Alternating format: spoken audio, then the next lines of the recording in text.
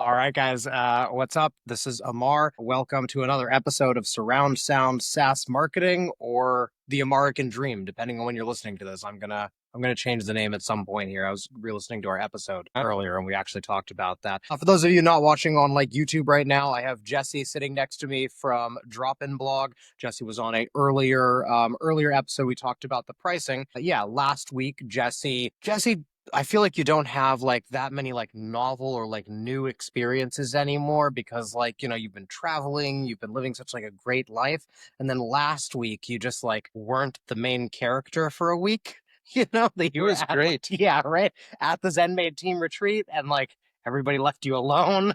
You're just kind of off in the corner. Like, it's kind of like, oh, that must be It nice. was great. And then it was kind of funny because sometimes I'd, speak up about some problem people were trying to solve. And Yeah. then they're like, who the hell is this guy? This guy. Yeah, exactly. I guess maybe we should bring some context about the Yes, whole yes. setup there. So last week, the ZenMaid team, about 20 of us went to Barcelona, or about an hour south of Barcelona, for our annual team retreat. So Jesse's wife, Janine, was the event like organizer that we hired to make everything happen. And included in that, I actually paid for Jesse's flight to make sure that he would be there. We got to have Janine bring along a plus one to the event. And so I was lucky enough to get another SaaS CEO essentially just sitting by the pool overlooking my entire team retreat for a week, which was really like invaluable. Like, honestly, I highly recommend it if other people have the option to do that. Because, like, kind of feels like you got like a week vacation, but then when you did chime in, it was very helpful for me and my team. I mean, I'm available for this plus one activities. Like it's a nice change. Yeah, right.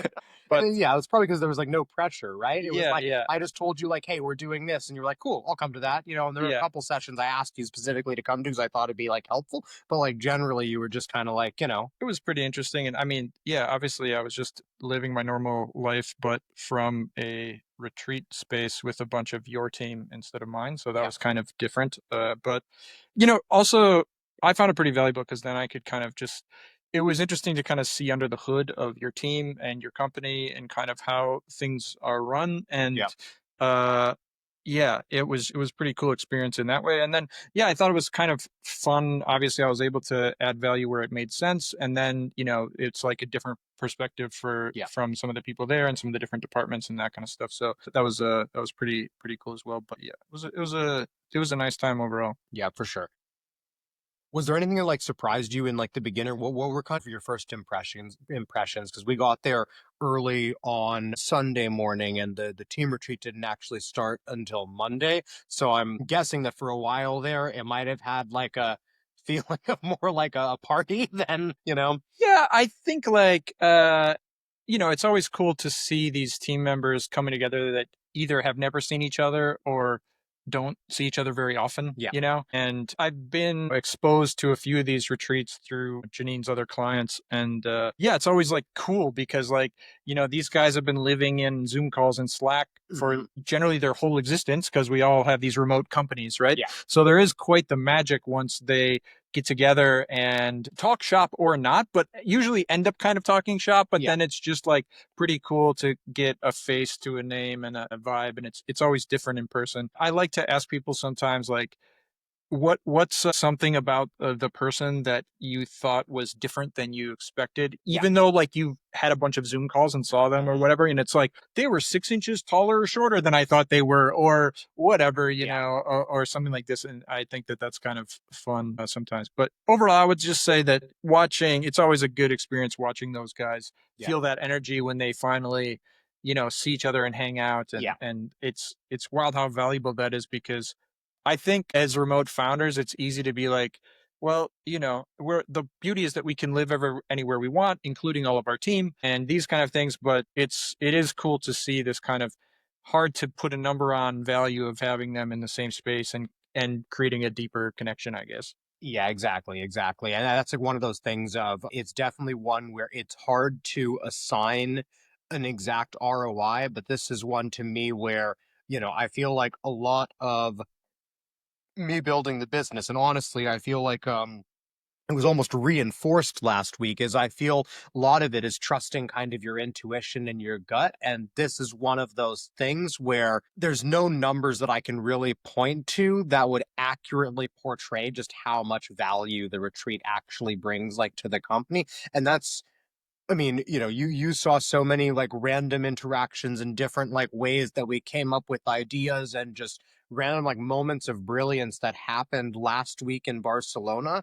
But I mean, you're not in our Slack, but the Slack already is starting to pick up steam where you just see, at least for us, for 90, 120 days after the retreats when we do them every year, there's a noticeable different energy. There's more collaboration between departments and yeah, it's one of those things where, I gave the team a budget this year. I think we went over it by probably like 50%, maybe. And honestly, it's we're worth every penny, and that was so obvious to me once we all got together like last week. The other thing that I think was interesting to me is I was talking to one of your team members, and they said to me that being there actually gave them a lot of insight into you and your vision. And it's kind of, the quote was something around like, I like to choose the company based on the founder, not just on the work or the culture itself, Yeah. but like I want to believe in the mission. Mhm. And he said that being on the retreat and having more time with you, not necessarily just one-on-one, but just being around you and hearing you speak to the team in longer stints, I guess, gave him more confidence in the direction of the company Yeah. and in you as a leader. So I don't think that that was a planned side effect, but I think it shows how important that is, because I would think it, in my mind, it's more about the team, getting comfortable with each other.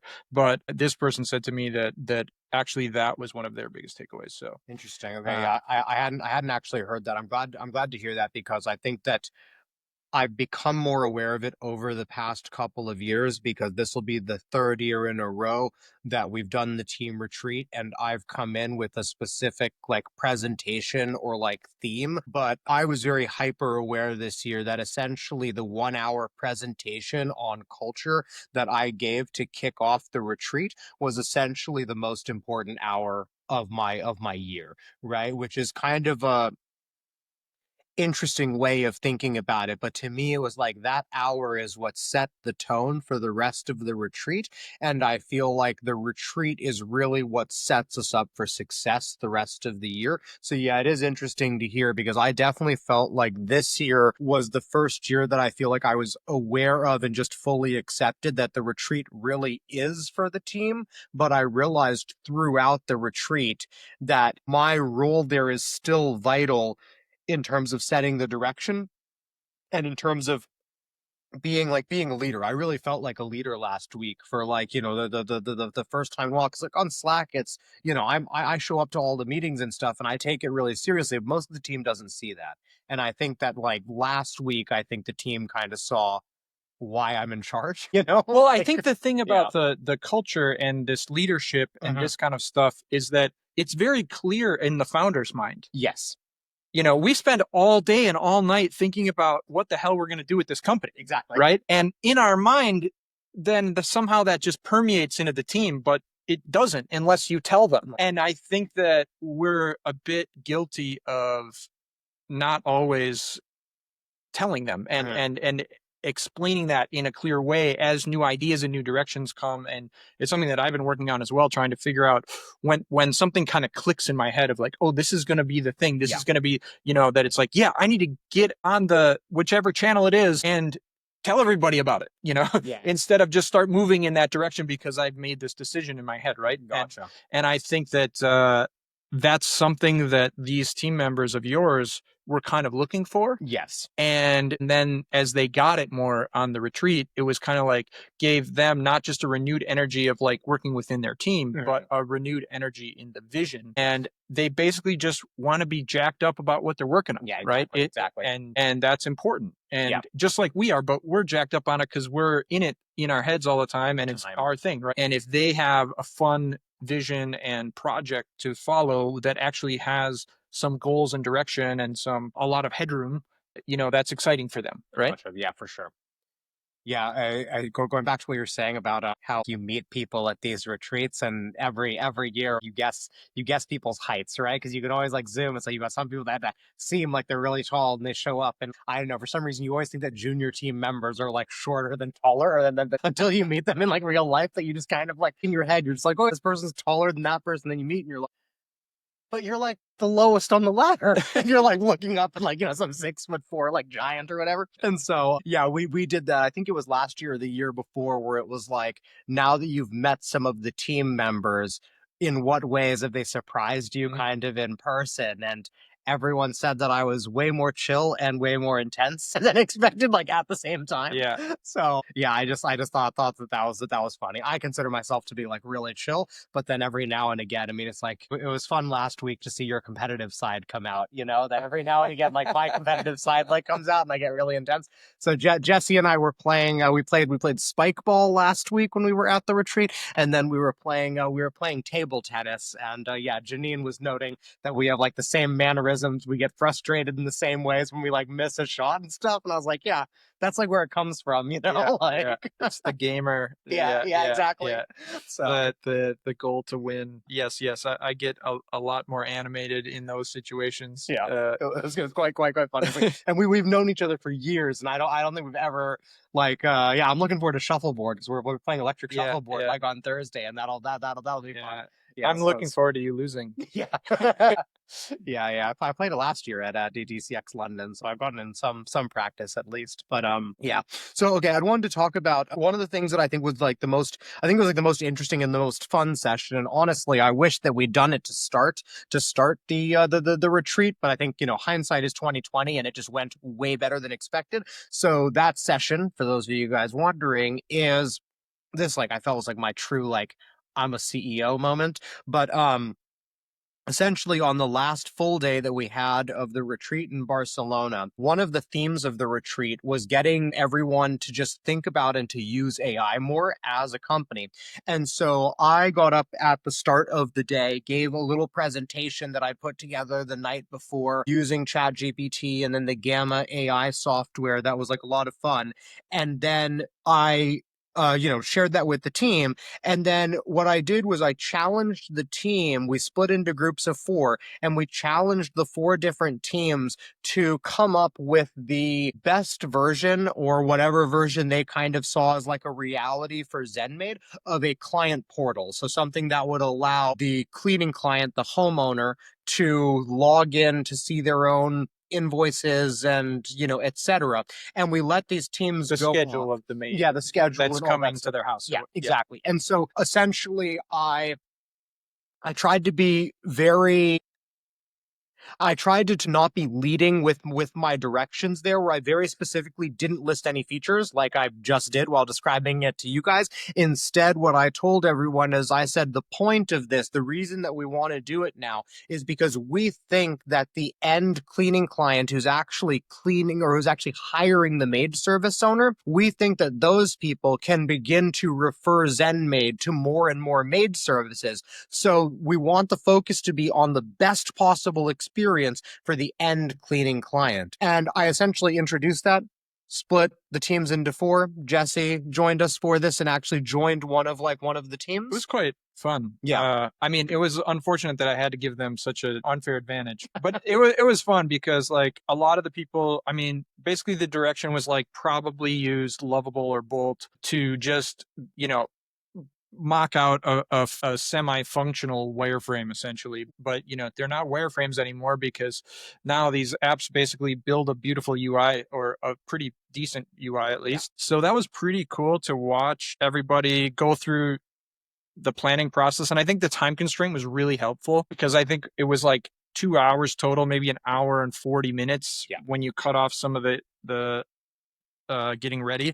And that was quite helpful because people, they had to plan, they had to execute all very quickly, especially the just deciding what they were going to add in before they got into using the AI. So that was pretty cool to watch people realize like we're spending way too much time specking this out. Like we need to get into the actual building and move through that. But then of course the biggest aha was a lot of these people had not seen the power of something like Lovable, and their minds were just completely blown. Yeah.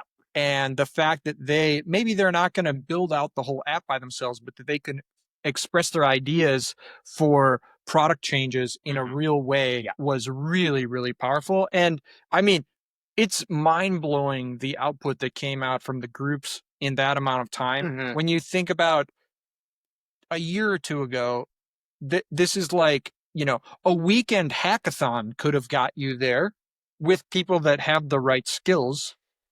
And now, anyone who has general skills can output something functional in 2 hours. Just unbelievable. Yeah. But I think I'm still blown away by this tech, and I know it exists. Like, I'd say probably at least half the team had never touched it, and watching them just kind of see the power there was really cool. And then, then there was, the secondary benefits of like, okay, then they were collaborating in these mini pod groups, which worked out pretty well, I think. And it was interesting to watch the different approaches. Like, a lot of people went all in as a group on one output. A lot of people built 4 and then iterated and chose the best one. So that was just kind of cool to watch how, without instruction, how the different teams decided to attack the problem. Exactly. Yeah. And it was, I think, where I think that we ended up doing a good job, and I got very lucky on this because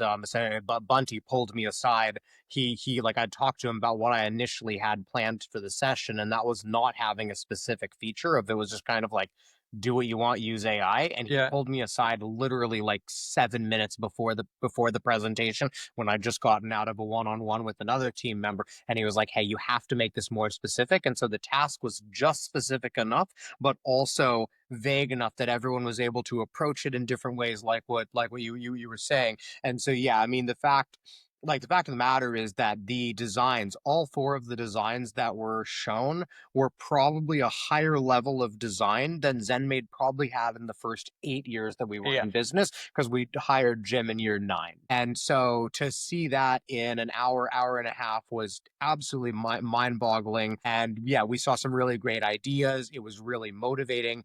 I got lucky because we chose the client portal. That wasn't like, it was just like the next feature that I kind of had on my mind, but it worked really nicely because it made everyone think really critically about like the maid service and how the maid service thinks and how the cleaning client thinks. And so it forced everyone to go quite deep into the actual psychology of like our clients, which doesn't happen in most companies like anywhere near often enough. It was big enough of a canvas too, because since you don't have anything at all, it's like nice because that could be compartmentalized, like just make anything.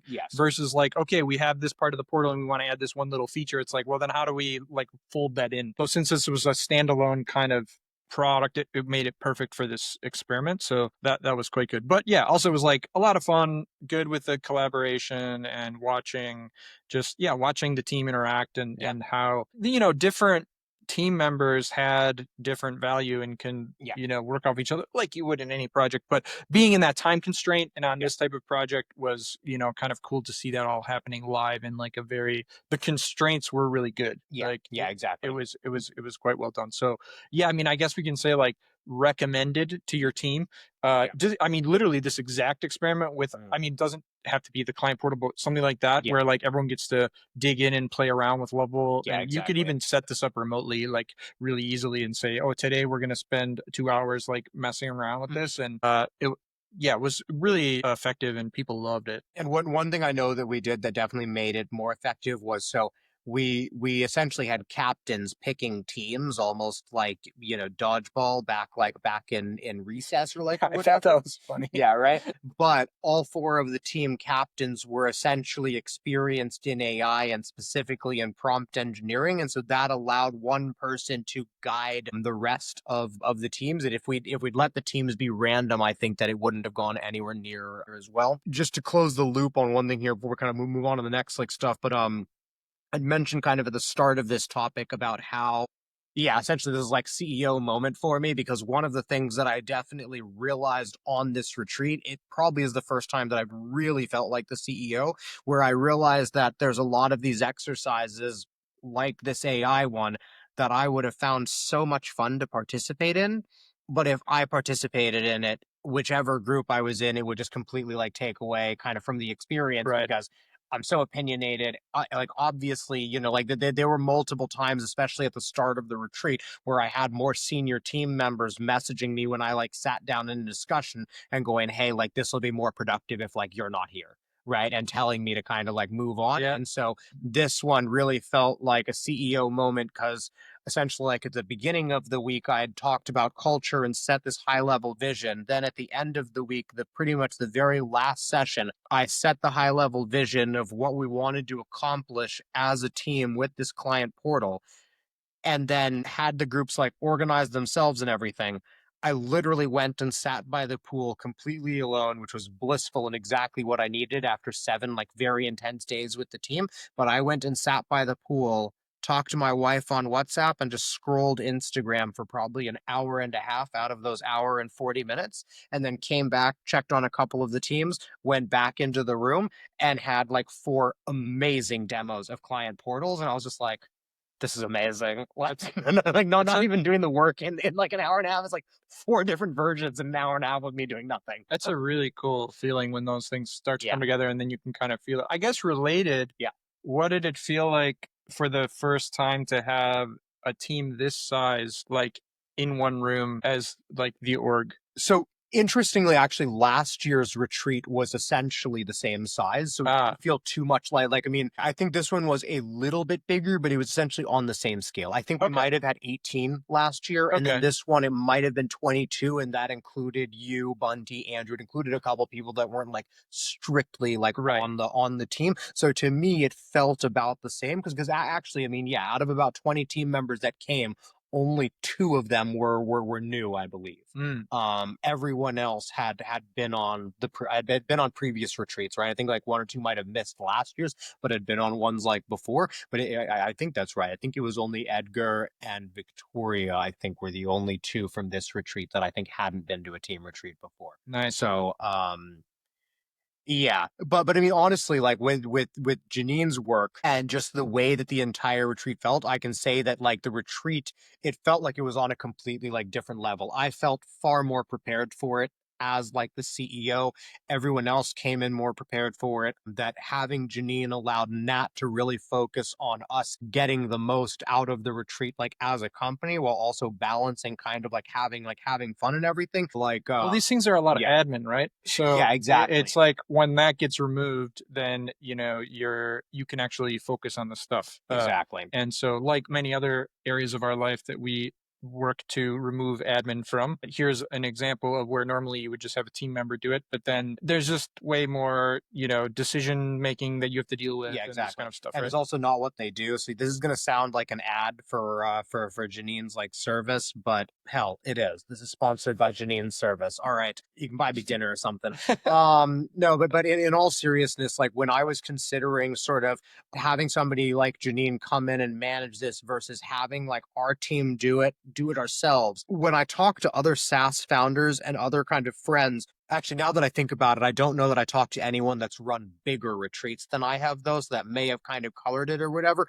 But I essentially like the feeling that I got from talking to people was that if you went with like a professional organizer, you might double the cost like by participant, and that like you didn't really get anything, Mm. right? That it was just kind of like, oh, you can pay someone else to do it and then your team doesn't have to worry about it, but it doubles your cost. And I don't think it quite doubled our cost, but I have to say that it was much better overall, that it wasn't just about the time that my team saved. It was about what they were able to do with that headspace and just not having to actively solve those problems. I feel like it's very much, like you get what you pay for, but for us, like the experience was on such a different level than what my team could have delivered if I hadn't like, paid for that service, right? So I yeah, guess you have the other issue of this is a very limited amount of time that they're going to actually be together. So if a lot of that is dealt with admin, which, there's always all this BS when it comes to food and transport and cleanup and yeah, all of these things that fall not only on whatever team member that you kind of assigned this to, but then like a bunch of other team members that things just kind of have to yeah, get passed around. And there's a lot of stress related to that yeah, because, yeah, these people don't run events for 30 people you know, for a living. So then, yeah, there's just a lot of extra admin and stress. And then that just takes away from the time they're together, right? And I actually, you know, because this is something that I've talked about previously on the podcast, is actually, now that I think about it, this is probably the mental model that like subconsciously I was applying, but I don't think I'd thought about it until like right now, is like, as we've gotten bigger, a lot of my job is just de-risking things. And like, working with Janine just makes it that more likely that we don't run into any problems where, like, even if I had paid close to double and gotten essentially the exact same experience, if paying Janine just meant that it was more likely to go well, even if it wasn't more likely to go better, that alone would have been worth it to me, because like you said, we only had 6 working days that we had. If anything goes wrong where that costs us 1 or 2 days, you know, because people miss flights or something is like misbooked or anything along those lines, it's like, it's not just like that, like those theoretical hours. It's like those hours are multiplied probably by 10 when you look at like what we get done on the retreat. And so, yeah, now that I think about it, really, it's just like de-risking. It's like I pay a little bit more money to make sure that things are less likely to go wrong. Yeah, the other thing I've seen is that, you know, the difference is when she's doing the research for different sourcing for stuff, you just end up getting better options because she knows what to look for. So it's like the catering that you guys had, for example, was just outstanding. But there are options, right? And so, like, kind of looking for the red flags, it's like anything, right? You do something for a while, you kind of start to see where these kind of things go. Yeah, but for sure. anyway, so that was I think what you were saying, I guess, the difference between the feeling that my initial question about the feeling of this retreat versus the last one, and you feeling more like this is a real thing, was probably in part due to the having a more professional setup and the retreat running a little bit smoother, I guess. Yeah, exactly. So, yeah, this is the American Dream, brought to you by Janine's Service. Does it have a name? At JanineSchoberg.com. She runs under her name. JanineSchoberg.com. There you go, guys. Cool. Yeah, I mean, I'm down to kind of share like the process that I'm going through in terms of like almost like debriefing the retreat, right? That I'd mentioned to you right before like we started recording. But was there anything else that you wanted to touch on or talk about from the retreat? Well, how about this? What did you find like challenges of doing a 1 week retreat? Like, it was a week's a long time. And, you know, what were anything that created challenges for you while you were there? So that's an interesting one, because we've always done it like this, that just because we have team members that are flying in from all over the world, it doesn't make sense to do one for less time. We tend to make our retreats one week long, and we might do 2 a year. Most team members will do 2 a year, like at most. I might do 3, right? Between the full team retreat and then maybe a marketing one and maybe a product one, maybe I'll do 3 in a year. But most team members will do 2, like 2 at most. I think that we were in a pretty good rhythm where we're like, because it was a lot of returning people, I think everyone knew what to expect, and that it really is, you know, a 7-day kind of sprint. We give 1 day off in the middle, but most people know that that day is pretty draining, right? Mentally, it's like refreshing and you come back like ready to kind of work, but most people spent the entire day off in the sun in Barcelona. I guess one thing that you mentioned was that it accelerated a lot of one-on-ones that maybe you wouldn't have had as quickly if you weren't all there in person. And that seemed like it was good, but also taxing. Yes, definitely. Yeah. So yeah, to expand on that. So I feel like another way, I mean, yeah, honestly, I feel like the last week was really, really big for me in terms of like how I see myself. And then I also think there was just a lot of growth that happened. And one of the big things we were talking about, obviously, before we hit the record button, is essentially I was not necessarily forced, but I was made aware of a variety of essentially, you know, uncomfortable or uncomfortable kind of conversations that I needed to like to have. Not necessarily like all bad, but just, you know, sometimes it's just giving team members news about titles that maybe they don't like want to Just necessarily things that need to hear. be addressed. Yeah, things that need to be and they addressed. become more apparent when you're all in. You're like, oh yeah, I need to sort out this thing, and I need to tell them about this new plan, and you know, these kind of things all sort of add up. Exactly. And so I think that like me and some of my leadership were aware that we needed to be actively evaluating some things while we were at the retreat. And there were some essentially just changes that we needed, or that we needed to like make decisions on like quite like quickly and everything. And so I think that with the help of some of my leaders, and then also having Bunty there, who's become a bit of like an advisor to me as like the CEO, I was really pushed to have these sort of difficult and more uncomfortable conversations just much faster, because each one essentially would open up essentially another one. And like, again, like, I don't mean that in a bad way, but a lot of these were necessary to sort of move the company forward, right? And to just like make changes. And I feel like in the past, I would say it's almost been like my Achilles heel, or like my weak point is like I definitely struggle with having difficult conversations and giving people like critical feedback and stuff.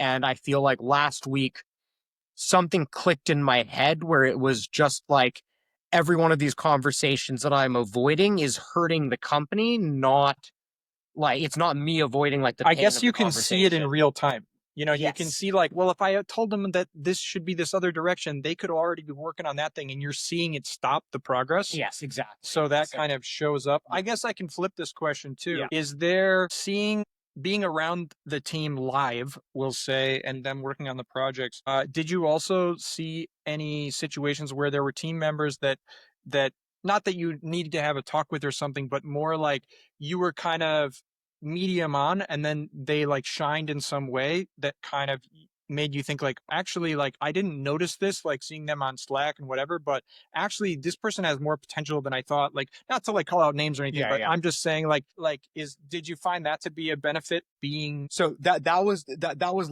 less a benefit this year, but that was just because, like I said, there was only two new people okay? but in previous years that has definitely been the case, where it's like someone has come out and it's like, oh, you're much sharper than kind of like let on. And yeah, oftentimes that's like the most junior team members where you've got, I mean, we have multiple team members. I mean, hell, my COO, Nat, started out as a virtual assistant for us, Yeah. right? And just like over time, she has just taken on more and more, and now is literally helping me to, build out like the org chart to figure out who we're hiring next. I mean, she has truly stepped into like a COO role and has leveled up. She's been with us for like 7 years or something like that. But yeah, that's But definitely happened over yeah, the well, years. there's an example of like if you have someone that's just doing some admin work or something, Uh, and then like you don't necessarily have the opportunity to figure out how smart they are. yeah, And just because they haven't been doing that kind of stuff before doesn't mean they don't have that potential. And yeah, you don't always see that until you're, in the weeds with them a little bit more. Not that it can't happen virtually. Obviously, you can work with people and see how smart they are and yeah, how they add value. But yeah, I can see how being in those scenarios where they can take charge a little bit more, or yeah, you can see how their brain works, even kind of talking about subjects outside of work, yeah, like how they might problem solve some other thing or yeah. think about something, or you hear about some other aspect of their life. Yeah, that actually, I thought that was interesting. Yeah, talking to some of your team members as well over the week. Obviously, I had a lot of conversations with people, and yeah, some people that uh, don't know that well, and then they are very deep on a certain subject Mhm. or whatever, and it might not be their main thing, and Yeah, but then it just shows that, oh, they're a learner, they're a problem solver, these kind of attributes that exactly. you can kind of note and say, okay, where could we put them and how could that be leveraged? Yeah. Yeah, exactly. And that's like one of the, I feel like that's a great example of where the retreats, where there's always benefits that you can't count on, or you can't necessarily like expect or predict in any sort of way, Mm, that it'll just be a random one-off conversation with like a team member that, like for me it's like, maybe they're two levels down from me, right? And yeah, so it's like I see them in Slack, but there's not, it's just like they're not like really on my mind that much. And then yeah. all of a sudden, it's like they say something and you find out they've got some like unique hobby, and then you're down like a rabbit hole, Yeah. like chatting about Yeah. I that. mean, it's like conferences, I guess, in the same way, Exactly. but within your team, right? Yeah, exactly. And so that's what I mean about like the team collaboration, that when you have all of those moments of like serendipity or whatever, that you have more magical moments for the company and for like the product and the marketing and all of that stuff. But then you also just get deeper like friendships, deeper relationships. And like I was saying about how it changes in our Slack, is you can just see that when the support team asks for help, the devs, it's no longer just like some random support person. Yeah, It's my yeah. friend Jorge is asking for help, and clients are like pestering him. And you Yeah. see the devs almost get more protective of the team when it comes to bugs and when it comes to Yeah, things yeah, like yeah. that. And that's just one like example of those sort of like benefits that you see, but you can never put a price on, Right, right, you right. know?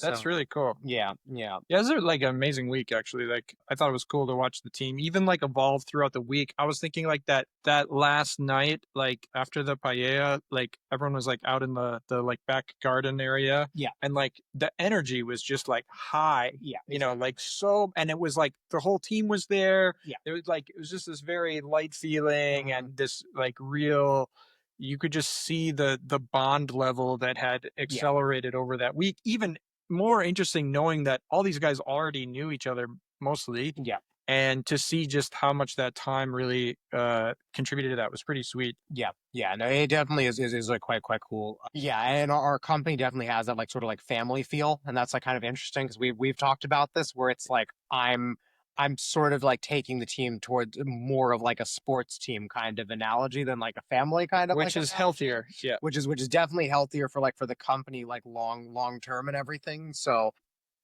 let's see.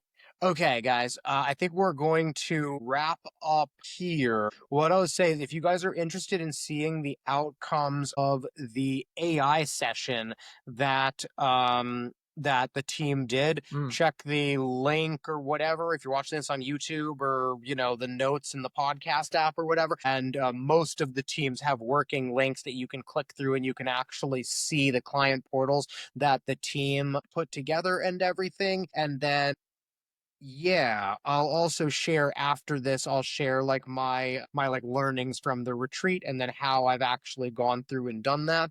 So yeah, we're gonna sign off there.